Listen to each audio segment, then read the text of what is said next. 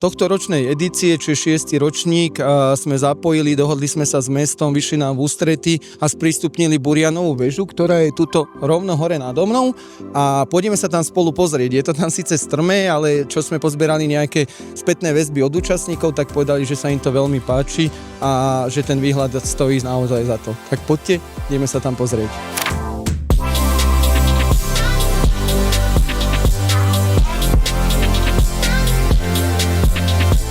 Ako bolo vidieť, nebolo to úplne zadarmo, ale tieto výhľady mala fatra ako na dlani. Po pravej ruke Hlinkové námestie. Dá sa pozrieť, pofotiť sa, spraviť si selfie.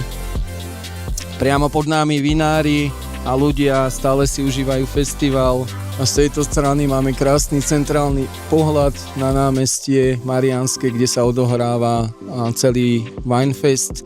Takže stojí to za to vybehnúť si hore tie schody. Tuto by sme určite chceli poďakovať slečne Simone, ďakujeme veľmi pekne za spoluprácu. Bolo tu tak okolo 100 až 150 účastníkov minimálne. Zvonili aj na zvony, užili si výhľady, užili si teda aj nejaké vínka v okolí teda centra mesta. Takže ďakujeme aj my za účasť a za spoluprácu.